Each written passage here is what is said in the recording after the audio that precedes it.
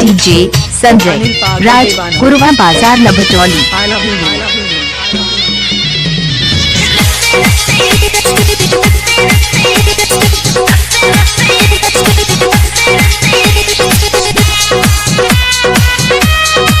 अनिल पागल दीवाना।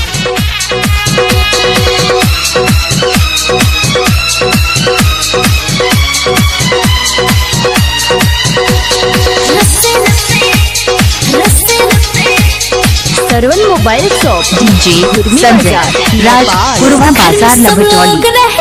तुम्हारे फोन बाजे रसे रसे रसे रे बुझते तो छीन लेते तुम्हारे फोन बाजे हर दम कॉल करे छितू बात नहीं मुझे है छितू ए ना जे कर भी हिता सबसे गैर सुने बहितू सपने सब सोच रहतो डीजे संजय राज गुरुवा बाजार लभचौली।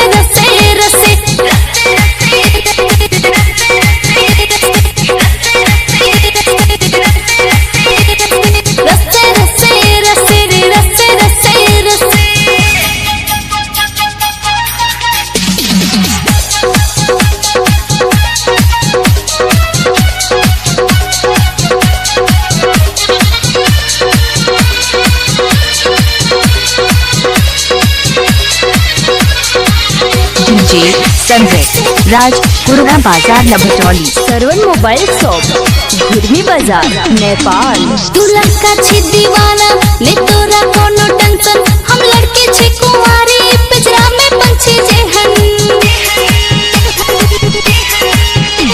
बाबू के नजर रहैया भैया के नजर रहैया ओ नाता निकलो घर से सब पीछा पड़ल रहैया मान लेना बात के अब है भेंट करबो रात के डीजे संजय राज गुरुवा बाजार लभचौली। रसे रसे रसे रे रसे रसे रसे रसे रसे रसे रे रसे रसे रसे